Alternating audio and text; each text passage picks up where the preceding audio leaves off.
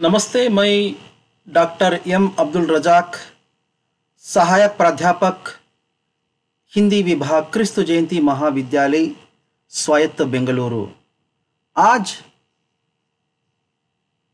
आपके सामने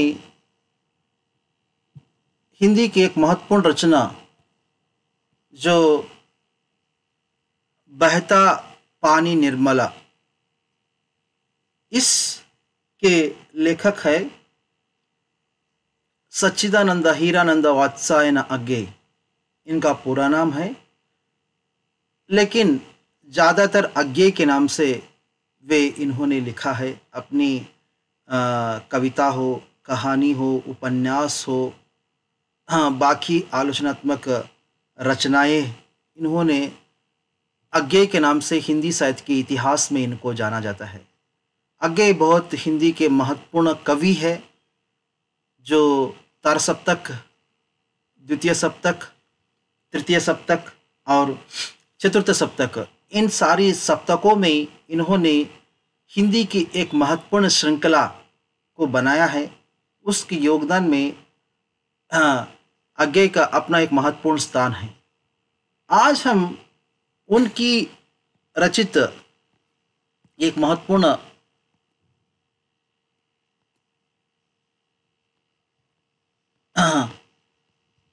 रचना है बहता पानी निर्मल। तो इसमें कवि एक यात्रा वृत्तांत है, ये एक महत्वपूर्ण यात्रा वृत्तांत।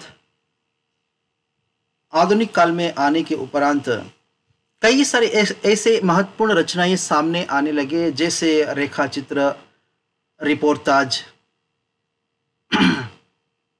यात्रा वृत्तांत और जीवनी।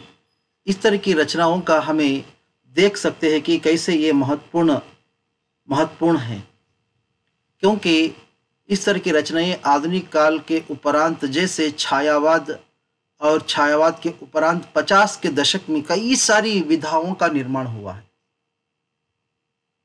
तो उसमें से एक यात्रा वृत्तांत है। हम इस यात्रा वृत्तांत में बहता पानी निर्मल, इस शीर्षक से ही हमको मालूम हो रहा है कि ये किस तरह का यात्रा वृत्तांत है। तो इसमें हम देख सकते हैं कि कई सारे यात्राओं का वर्णन इस में किया गया है। हम बिना विलंब करते हुए हम अब बहता पानी निर्मल, जो अग्गे के द्वारा रचित इस यात्रा वृत्तांत पर हम चर्चा करेंगे। ओके, बहता पानी निर्मल अग्गे जी द्वारा रचित एक यात्रा वृत्तांत है। उन्होंने इस रचना के माध्यम से जीवन मर्म को समझाने की कोशिश की है। उन्होंने समझाया है कि मनुष्य को गतिशील रहना चाहिए। एक स्थान पर टिककर मनुष्य की अंतरात्मा कमजोर एवं बेकार बन जाती है। ज्ञान की प्राप्ति हेतु मनुष्य को नए नए स्थान पर अपना गति बनाए रखना चाहिए। चुनौतियों, मुश्किलों को झेलते हुए मनुष्य को आगे बढ़ते रहना चाहिए। उन चुनौतियों के डर से स्थान पर सदैव के लिए स्थित हो जाना अनुचित है। मनुष्य को अपनी वास्ता होना चाहिए और अपनी यात्रा में होने वाली चुनौतियों का सामना करना चाहिए। उन सामनाओं को करने के उपरांत ही हमें कई सारी चीज़ों को, कई सारी जानकारियों को प्राप्त कर सकते हैं और वास्तविकता को समझते हुए उन चुनौतियों को, मुश्किलों को, बाधाओं को तोड़ते हुए नए ज्ञान की उजास को प्राप्त करने के लिए भ्रमण करते रहना चाहिए। तो हम देख सकते हैं उनकी महत्वपूर्ण रचना है तो इसी संदर्भ में उनका मंतव्य है,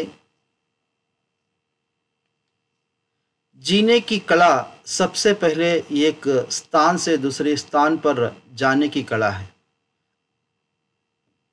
इस दृष्टि से देखा जाए तो हमें जो बहता पानी निर्मला को हमें इस दृष्टि से देखा जाए तो कई सारी जानकारियां हैं हमें प्राप्त कर सकते हैं।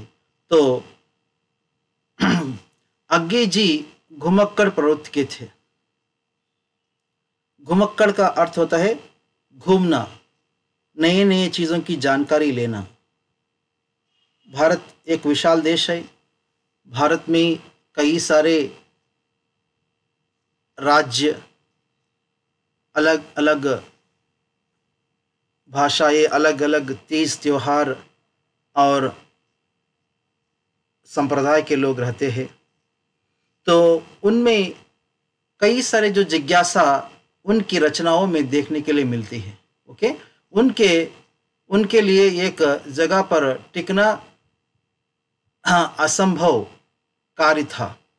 हम हमेशा चेष्टा में रहते थे कि वे नए स्थानों की ओर उन्मुख हो, वहाँ की प्रवृत्तियों को जाने समझे, उनसे अपनी सामंजस्यता की पहचान दे, उन तालमेल से नई ज्ञान से आलोकित हो। यही उनका परम ध्येय था एवं यही उनके जीवन की उत्कृष्ट कला थी।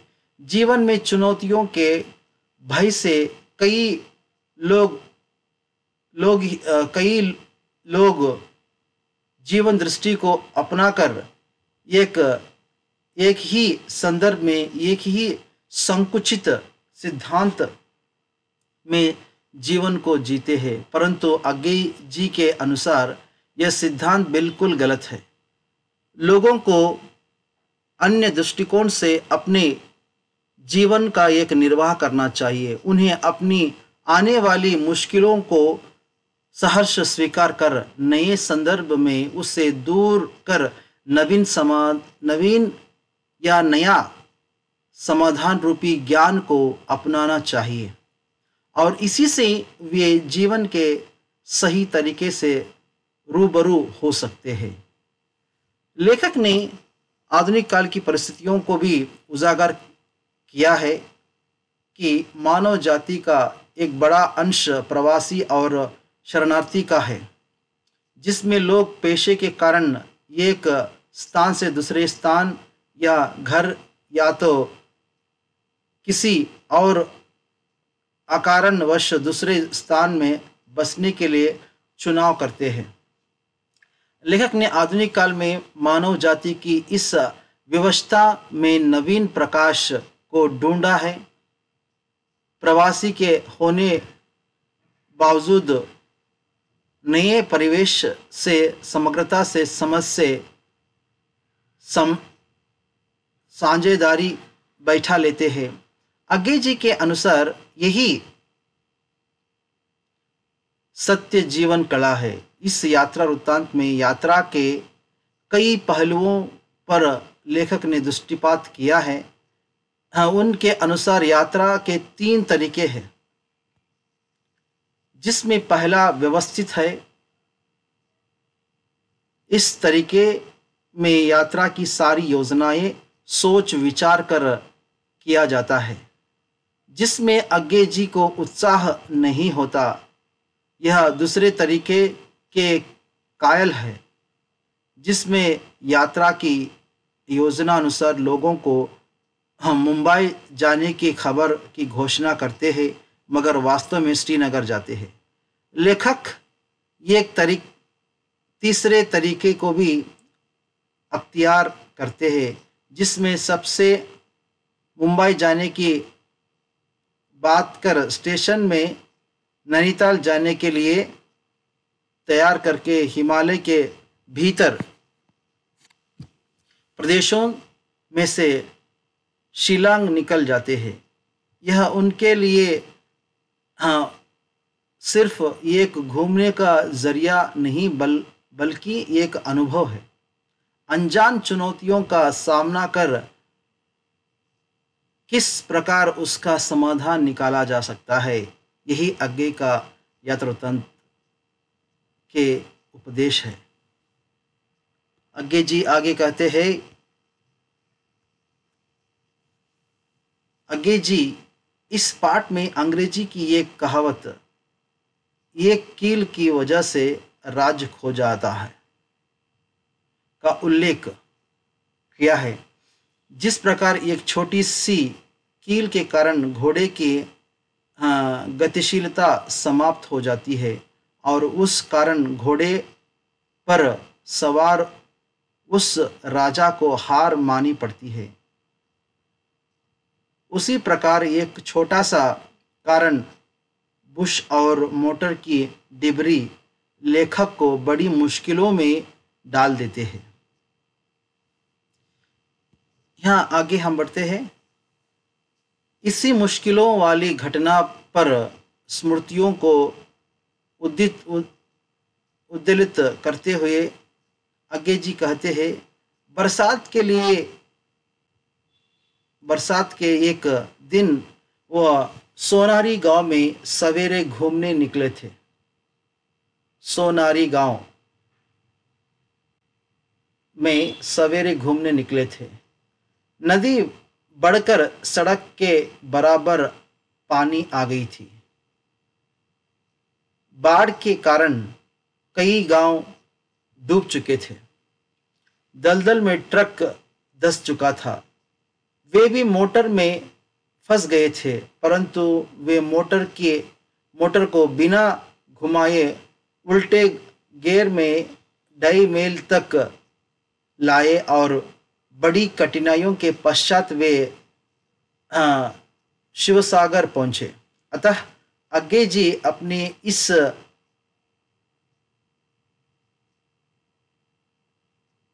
मन सकते हैं चुनौतियों को अपनाने और उससे अनुभव प्राप्त करके जीवन में आगे बढ़ते रहने को दर्शाया है। और यह यात्रा वृत्तांत के अंत में वे रमत राम की परिभाषा व्यक्त करते हैं। रमत राम का अर्थ है जो रमता नहीं वह राम नहीं। टिकना तो मौत है। इसका अवश्य यही है कि मुश्किलों से हमें कभी भी डरकर सिमटकर एक स्थान या सिद्धांत में टिकना नहीं चाहिए। हमें मुश्किलों के सारे नए ज्ञान के प्रस्फुटन को खुले हाथ से अपनाना चाहिए। हमें बहते पानी की तरह स्वच्छ होना चाहिए, न कि स्थिर पानी की तरह विचारों से प्रदूषित रहना चाहे। जो बहता पानी स्वच्छ होता है, उसी तरह स्थिर पानी प्रदूषित होता है। हमें स्थिर पानी की तरह ना होकर बहने वाले पानी के बराबर होना चाहिए, क्योंकि बहने वाला पानी शुद्ध होता है और जो स्थिर पानी प्रदूषित होता है। बहते पानी में हम कई सारे चीज़ों को बहाकर लेकर जा सकते हैं, लेकिन वो निर्मल रहता है। लेकिन स्थिर पानी वैसा नहीं होता है। आगे जी इस यात्रा वृत्तांत के माध्यम से जीवन में कई सारे चीज़ें आते रहेंगे। कई सारी मुश्किलें यात्रा वृत्तांत में हमें देख सकते हैं। मैन वर्सेस वाइल्ड, उसमें बेयर ग्रिल्स कई सारे चीज़ों का सामना करते हुए आगे बढ़ता है। तो लेकिन उसका मंजिल अस्थिर है, मतलब स्थिर नहीं है। वो कहाँ जाना चाहता है उसको भी नहीं मालूम। जैसा जैसा वो आगे बढ़ता है, वो नए नए चीज़ों से, नए नए ज़मीनों से, नए नए समुंदरों से, नए नए नदियों से और नए नए जीव राशियों से परिचित कराता हुआ आगे बढ़ता है। यात्रा वृत्तांत भी एक ऐसी चीज़ है जो नए नए जानकारी लेकर अपनी ज़िंदगी में एक नई चीज़ को लेकर आते हुए अपनी ज़िंदगी में एक नया बदलाव लेकर आने वाली चीज़ को यह यात्रा वृत्तांत कहा गया है। कवि अज्ञे ने इस यात्रा वृत्तांत में साफ साफ इस बात को दर्शाया है कि हमें तो बहते पानी की तरह जाते रहना चाहिए, जितने भी जो मुश्किल आते हैं, लेकिन ऐसा कहना लाजमी है। लेकिन एक बात दिल में रखना बहुत ज़रूरी है, लेकिन हम जब तक जिस नए नए नहीं घूमेंगे तो नई चीज़ों से परिचित नहीं होंगे। नई चीज़ों से परिचित होने के लिए ज़रूरी है कि हमें घूमना बहुत ज़रूरी है। उसीलिए कहे मुश्किलें आते रहेंगी, ज़िंदगी है मुश्किल से भरी हुई। उस मुश्किल को आसान बनाने का तरीका ये कि है हमें आगे बढ़ते रहना चाहिए। आगे बढ़ने में जितना हमें नई चीज़ों से परिचित होंगे, उससे हम स्थिर होकर नहीं ले सकते उतना जानकारी नहीं ले सकते। उसीलिए कहा जाता है सो जिंदगी में कई सारी चीज़ ऐसे होते हैं तो हमें उसको अपनाना बहुत ज़रूरी है। उसीलिए कहा गया है डरो मत, आगे तुम्हारी जीत है। डरो मत, तुम्हारी जीत पक्का है। तो डर के आगे जीत है, तुम्हारी डर के आगे जीत है। तुम्हें कोई भी मुश्किल आता है, ये यात्रा वृत्तांत का मूल उद्देश्य है। जब यात्रा करते समय हम कई सारे पहलुओं को याद करते हुए, कई सारी चीज़ों को याद करते हुए, कैसे हमें याद करना चाहिए। मुश्किलें आएंगे, लेकिन उस मुश्किलों को पार करने के बाद तो तुम्हारी विजय होगी। इस दृष्टि को हमारे दिल में रखना बहुत ज़रूरी है। जब तक हम इन चीज़ को नहीं रखते तब तक हमारी कोई जीत नहीं होती।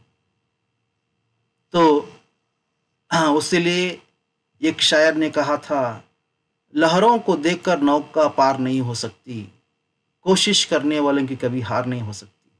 कोशिश, प्रयास, ये महत्वपूर्ण चीज़ है। जीवन में सफलता के लिए इन चीज़ों से जूझते हुए ही हम एक सफलता जीवन में प्राप्त कर सकते हैं। यदि हम स्थिर होकर प्राप्त बिल्कुल नहीं कर सकते। जीवन में कोई भी सफलता हमें चाहिए तो हमें जरूर कई सारी चीज़ों को सामना करना बहुत ज़रूरी है। जब तक हम सामना नहीं करेंगे तब तक हमारी जो जीत नहीं होगी। तो यहाँ भी बहता पानी निर्मल, इस यात्रा वृत्तांत में सच्चिदानंद हीरानंद वात्सायन आगे जीवन के रहस्यों को खोलकर सामने रख दिया। जीवन कभी सवाल कीजिएगा अपने आप से, जीवन क्या है, सृष्टि क्या है, मैं जीना क्यों चाहिए। इन सवालों को हमें उत्तर को ढूंढते हुए हम जाएंगे तो हमारी जो मंजिल है वो ज़रूर तय होगी। हम एक मंजिल ज़रूर हमें हासिल कर सकते हैं। यदि क्यों आज हम देख रहे हैं नए नए आविष्कार, नए नए चीज़ों का इन्वेंशन, नए चीज़ों का जो क्या है सृजन जो आज समाज में दिन ब दिन बढ़ते जा रहे हैं। तो ये ज़माना सूचना प्रौद्योगिकी का ज़माना है। तो ऐसे ज़माने में कई सारी चीज़ों से अवगत कराने के लिए यात्रा वृत्तांत भी एक चीज़ है, उससे हमें बहुत कुछ चीज़ें हासिल कर सकते हैं। तो यहाँ भी अज्ञे जी जो इस बहता पानी निर्मल यात्रा वृत्तांत में जीवन के मार्मिक प्रसंगों को यहाँ उजागर किया है, जिसे जीवन, हमारा जो जीवन है उस जीवन में कई सारे बाधाएं हैं। उन बाधाओं को हम बर्दाश्त कर लेंगे तो आज नहीं तो कल देर हो सकती है, लेकिन अंधेर नहीं। तो तो इन चीज़ों को हमें हमेशा याद रखना बहुत ज़रूरी है। जब तक इन चीज़ों को हम याद रखेंगे तब तक हमारी जो कुशलतापूर्वक हमारी ज़िंदगी गुजारेगी। यदि नहीं तो, क्योंकि मायूस होना आज के नौजवानों की एक विशेषता बन गई है। छोटी छोटी बातों के लिए मायूस होते, लेकिन कहें मायूस होना ये बिल्कुल आज के जीवन के लिए अच्छी बात नहीं है, क्योंकि हमें अपने आप को संभालना है, अपने आप को आगे बढ़ाना है। तभी तो हम बहता पानी निर्मला की तरह, जो निर्मल की तरह शुद्ध रहेंगे। यदि नहीं तो क्या है, हम स्थिर रहेंगे तो क्या है, कोई चीज़ हम में हासिल नहीं हो सकता। तो ये यात्रोत्तान के माध्यम से जो सच्चिदानंद हीरानंद वात्सायन ने ये एक संदेश दिया है, जो हमें बहते पानी की तरह निर्मल होना चाहिए। तभी तो हम आगे बढ़ेंगे और अन्य चीज़ों से हम जानकारी प्राप्त करेंगे। इन्हीं शब्दों के साथ अपनी वाणी को मैं विराम देता हूँ। हाँ, धन्यवाद।